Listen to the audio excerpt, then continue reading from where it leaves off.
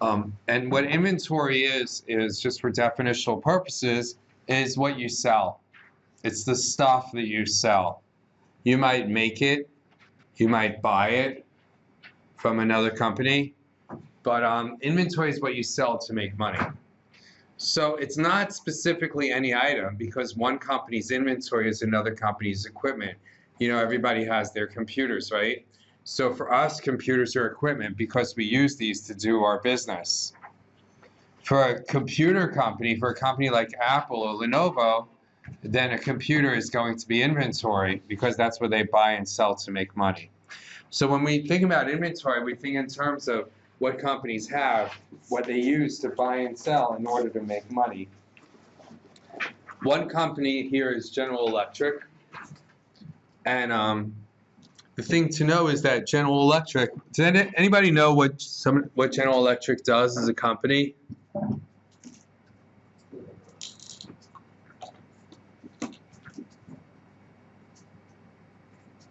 Don't they sell appliances too? Yeah, they sell appliances. What else?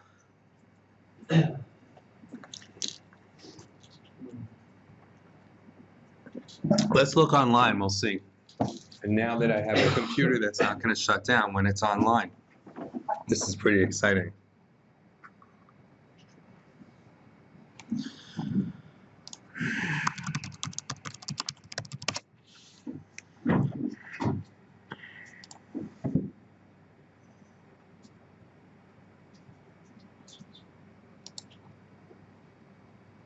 Here you go. Appliances for business, appliances for consumers. So like, I don't know about you, I have a GE range oven. Microwaves, I have a GE microwave too. Various other things here, hot water heater, refrigerator. Also aviation services, they make aircraft engines. Also marine engines and military engines. They have a bank. Consumer electronics. I don't know what general imaging is. Probably like cameras and movie cameras and stuff. And then here's a good one. Critical power. So these, I guess, are like power plants and power plant parts. Power project consulting services. Energy management. Healthcare. Healthcare products. So a lot of, if you've been in a hospital, you'll see sometimes they have machinery, you know, equipment there that is made by GE.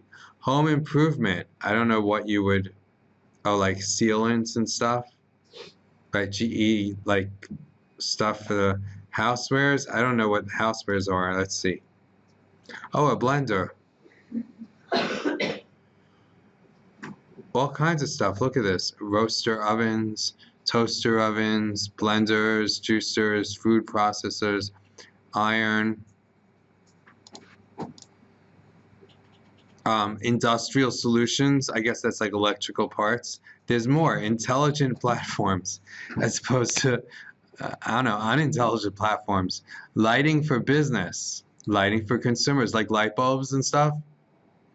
Mining. Mining equipment, oil and gas, personal health care, GE diabetes, I guess, like, I don't know, power and water, power conversion, power economics, power, look at all this stuff, software and transportation, diesel marine power, let's see, GE Marine, so high performance marine engines. Pretty cool stuff, huh? So what do you think GE's inventory would consist of? What name three things that you, by the way, GE used to own NBC, also entertainment companies.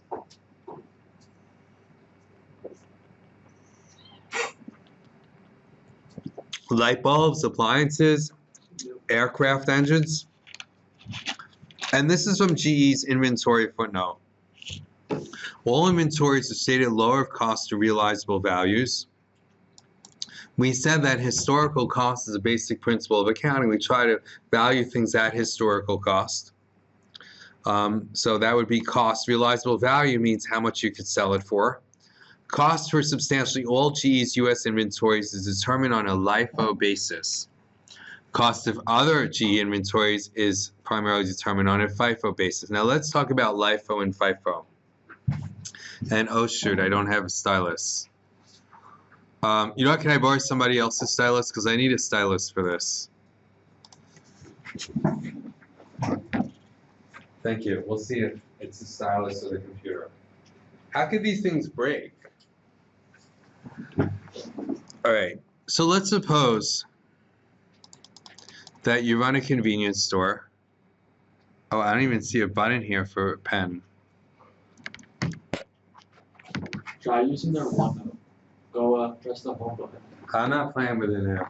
It's really easy. It takes 2 seconds. I'm afraid that I don't want to use class time doing it. So let's suppose that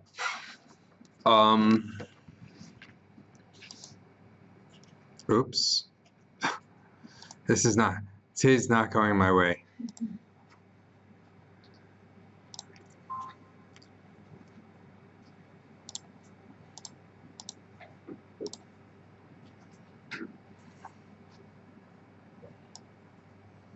Gonna have to do this a little different from how I normally do it. Let's suppose that you run a convenience store. And you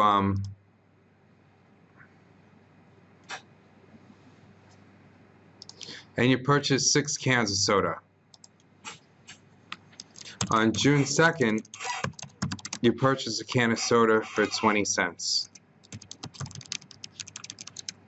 On June 4th, you purchase one for 25 cents. On June 8th, you purchase one for 30 cents. On June 10th, you purchase one for 35 cents.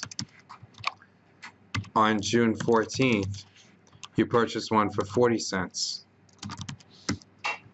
And on June 15th, you purchase one for 45 cents. Customer walks in and buys a can of soda. Pays you $1. How much did that can of soda cost you? Wait, when did he walk in? Customer walks in, buys a can of soda, Right. slaps $1 on the counter. How much, so you know sales. Sales in that case would be $1. What was cost of goods sold? I was using Lifo or Fifo. Well, that's the question, right? How do you know which can of soda they purchased? That's the question. Did they purchase the June 2nd can? Or did they purchase, we don't know. And that's why we need a LIFO, FIFO system. We need some kind of system to tell us how much things cost. And to give us an assumption as to which one that which item consumers are taking. So if you sold, let's say you sold 2 cans, would you want to keep track of each can individually? You know, you put a little mark on it, like, wait a second, let me see the can. Oh, this is the 35-cent one. Okay. Like, that wouldn't be worth the trouble. What you do want is you need some way to know how much this can of soda costs. And that's why we need a cost flow assumption. So chances are, which can of soda did the customer take? Anyone here working a job ever, stocking shelves? You did? So which can is the customer supposed to take? The oldest one. The oldest one, right? Because how do you stock shelves? You have to pull the shelves so you put the new inventory in the back. You always put the new, that seems unfair. Yeah, but if you're smart enough to put them in the back. Right, if you're smart, you just take the new stuff in the back. When you stock, no one else here ever stocks shelves? Really? So the way you stock shelves is, you take everything off the shelf, you put the new stuff in the back, and then you put the old stuff in the front. So the customer takes the old stuff. And why is that? So you don't lose money if the product is bad. Because otherwise, if you push the old stuff to the back of the shelf, it'll spoil. So growing up, my dad had a paint store. I think I told you this before. My dad had a paint store, and I was a very bad employee because my dad was the boss. So he taught me how to stock the shelves. But I didn't like doing it that way. I had my own way. My way was push the old paint to the back and put the new paint in the front, and it's much faster and more practical. And what would happen is the old paint would sit in the back, and paint actually does spoil, and it would spoil and would harden, and it would get ruined. So you can't, because you'd keep stocking it from the front, and the old stuff is in the back. It doesn't circulate. It's called rotating your inventory. So you have to manage your inventory so that the customer takes the oldest item first, as unfair as it seems. And if you ever look in most convenience stores nowadays, the systems are set up that way, that when you open the cooler and you take the bottle out, right, like this one right here, if you open the cooler, you take the bottle out, which one do you think you're taking? You're taking the old one, because how do they stock the shelves in the cooler? Yeah, from the back, because if you notice, behind all the soda, there's actually a cold room back there, and that's where they stock the shelves from. So they put the new soda into the back, and the old soda's in the front. And the way it's set up is the only way you can take the new soda is if you take everything out and then take the last one. And it's the same thing, say in the milk, say in the milk cooler or the dairy cooler in your supermarket. So they always put the old milk in the front and the new milk in the back. And then what you have to do is find a way, because nobody wants the old milk, right? Everybody wants the new milk. So then you take everything out and you take the new one out of the back. So if we want, ideally accounting should mirror reality, right? So if we want to account for things the way that they really are, then what we should do is we should, if a customer took a can of paint, or rather took a can of soda, chances are, how much did that can of soda really cost? What? A lot less than we paid for. Yeah. But how much did it cost the company? On this chart, 20, 25, 30, 35, 40, 45. Which can of soda did they buy? They probably bought the 20-cent can of soda, because that was the one that was in front, because that's how you stock your shelves. So chances are, let's say you sold 2 cans of soda for $1 a piece. Then you probably sold the June 2nd and the June 4th cans. That's this.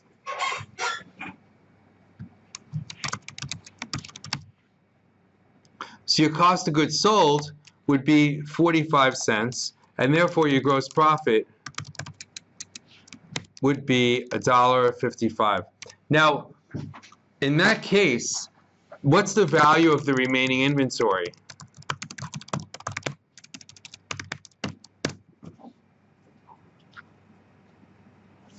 Well, you sold these 2.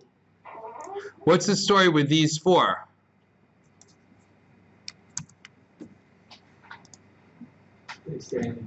Yeah, these 4 are still here. So if you add these together, 65, $1.05, $1.50. That this is all the remaining inventory over here. And this assumption, which is how we manage inventory,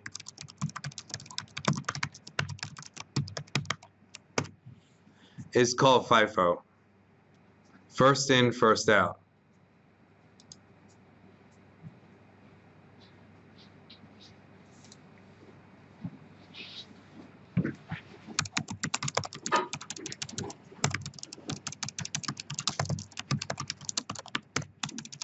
I don't know why I can't type today. First in, first out. Now there's another world, right? There's another way to do this, and that's called LIFO. LIFO, last in, last out, says that the customer takes the new one, and you leave the old one in the back. So growing up, I remember there was like this little corner grocery store near my house, and that's how I still remember that's how they stock things. Because I was in there and I don't know, and I noticed like they had some really old stuff. and they had like cereal and stuff, and you'd never buy anything there because the place was so creepy, except like candy and stuff. Anyway, so they had cereal boxes, and like they had the latest marathon winner, Bruce Jenner, you know, and then they went back in time in the Wheaties box. It was like a Wheaties box collection, you know, because what they did is they always put the new stuff in the front. So the old stuff was still here. And it just was really old and it would spoil. So another name for last in, last out is fish. You know what fish stands for? First in, still here. I made that up. I think it's pretty clever, don't you think? Fish, first in, still here. FIFO, LIFO, fish, first in, still, because that's the story with LIFO. So the fact is, I'm sorry, it's not last in, last out. Last in, first out. The story with LIFO is that customers buy the newest stuff and the oldest stuff is still in inventory. So if you have the same scenario here in the worlds of LIFO, and the worlds of LIFO really doesn't exist, it's just a fantasy accounting world. If you were in the world of LIFO, then which 2 cans of soda did you sell? 40, 45. Yeah, the 40 and 5 cent, and not in that order. You first sold this one, and then you sold this one. So then your income statement would be completely different. Your income statement would be, and again, remember, LIFO is not reality. No business person in their right mind would do this. What's your cost of goods sold under LIFO? Is 85, and then what's your gross profit? $1.15. So, and what's the value of the remaining inventory? 45, 75, $1.10.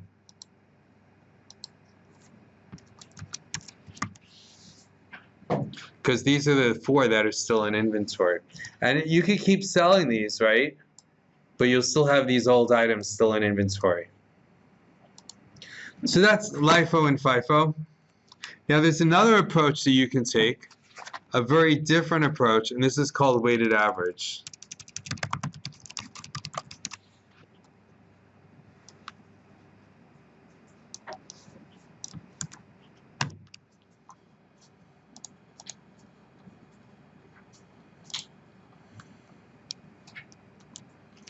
Weighted average is pretty cool. So FIFO we said is reality.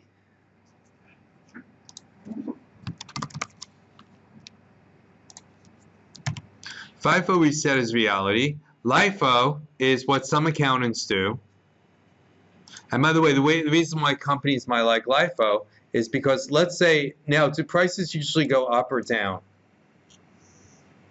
In life, prices usually go up, right?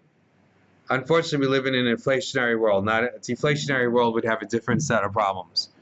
But we live in an inflationary world, so prices usually go up. So look at the difference here between LIFO and FIFO for a second. Let's compare them.